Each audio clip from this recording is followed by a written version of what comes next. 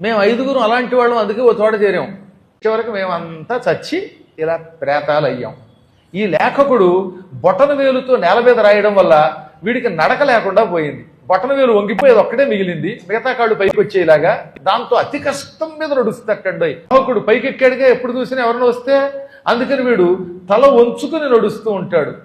ఈ శీఘ్రగుడు మీకు పెట్టమంటూ పారిపోయేవాడు కదా, ఇప్పుడు కుంటివాడే నడుస్తున్నాడు.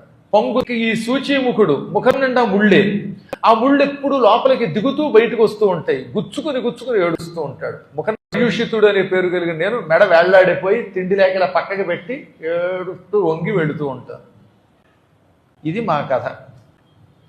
మహాత్మా, మేం చేసిన పాపాలకి వేల సంవత్సరాలుగా ఆహారం లేదు, అలమటించిపోతున్నాం. దాహం, ఆకలి. నువ్వు ఉపాసకుడివి, మమ్మల్ని కాపాడు అనగా బ్రాహ్మణుడు జాలిపడిపోయాడు. పాపం, నాయనలారా, మిమ్మల్ని చూస్తే నిజంగా జాలి కలుగుతోంది. మీరు తిండి లేక అల్లాడిపోతున్నారు. ఇప్పుడు చెబుతున్నాను వినండి. శరీరం నిలబడ్డానికి ఎంతకాలం ఏమేమి తిన్నారు అని అడిగితే వాళ్ళు తెల్లబోయారు. కొంచెం జాగ్రత్తగా వినాలి. ఇక్కడ 5 ఏళ్లుగా తిండి లేదని చెప్తున్నారు వాళ్ళు. మనిషి దొరకలేదు, ఆహారం దొరకలేదు. కానీ 5 ఏళ్ళు మీరు బతికారంటే ఏదో తిన్నారు. ఏం తిన్నారని అడిగాడు. అప్పుడు ఆ ప్రేతం ఆశ్చర్యపోయి, ఏది పర్యూషితుడు, నీకు దివ్య దృష్టి ఉన్నట్టుందయ్యా, మీకు నిజం చెప్పాం కానీ కొంత నిజం చెప్పకుండా దాచాము, అయినా నువ్వు కనిపెట్టావు, విచిత్రమైన ఆహారం తిని బతికాం. అదేమిటో చెబుతూ నువ్వు అసహ్యించుకుంటావు, అందుకనే మేము చెప్పలేదు. ఇప్పుడు చెబుతున్నాం విను. మేము బతకడానికి ఒక దరిద్రపు ఆహారం మాకు తోడుపడింది. ఆ ఆహారం గురించి చెబితే నువ్వు అసహ్యించుకోకే అనగా అసహ్యించుకొని అన్నాడు ఆయన. మేము శ్లేష్మం తిన్నాం.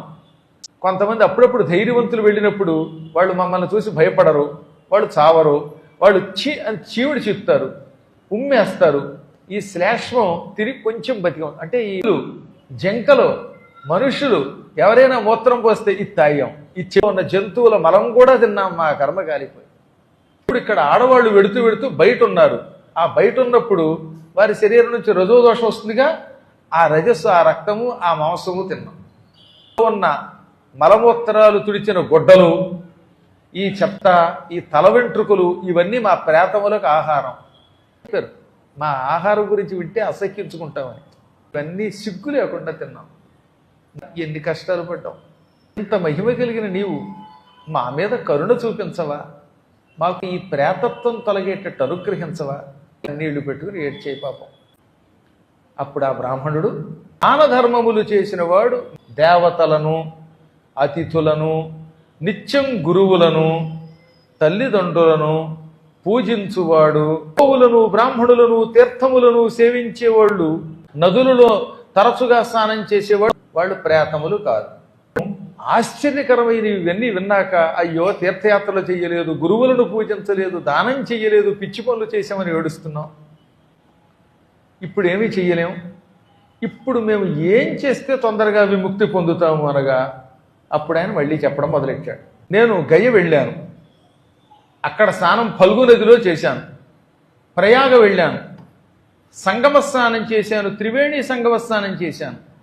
అక్కడున్న శ్రీమన్నారాయణుడిని చూశాను, మాధవి విశ్వనాథుడిని చూశాను, అయోధ్యలో పరమాత్ముడిని చూశాను, నైమిషారణ్యంలో గోమతిలో స్నానం చేశాను అని చెప్పాడు. అలా తీర్థయాత్రల గురించి వర్ణిస్తూ ఉండగా పైన నుంచి పుష్పవర్షం కురిసింది. ఆకాశం నుంచి దేవదుందుబులు మ్రోగాయి. కారణం ఏంటో తెలుసా? ఎంతటి పాపాత్ముడైనా, ఏ పిశాచ రూపంలో ఉన్నా తీర్థయాత్రల గురించి, వాటి మహిమ గురించి పురాణములలో చెప్పిన పురాణములు విన్న వెంటనే పాప విముక్తి పొందుతాడు. ప్రయాగ, అయోధ్య, బదరి, కేదారం, కాశీ, నైమిషారణ్యం, పుష్కరము, గౌహతి, ఈ క్షేత్రాల మహిమ, అక్కడ నదులలో స్నానం చేయటం, దానం చేయటం, ఈ విధంగా తీర్థయాత్రల యొక్క మహిమలు వర్ణిస్తూ ఉంటే ఆ పురాణ శ్రవణ ఫలితం ఈ ప్రేతములకు అంటుకుంది. ఆ పురాణ శ్రవణ ఫలితం వల్ల ఏమైపోయింది? అందులో తీర్థయాత్ర మహిమ అవడం వల్ల దేవతలు సంతోషించారు, పూలవాన కురిపించారు. పూలవాన కురవడంతో 5 దివ్య విమానములు కిందకి దిగాయి.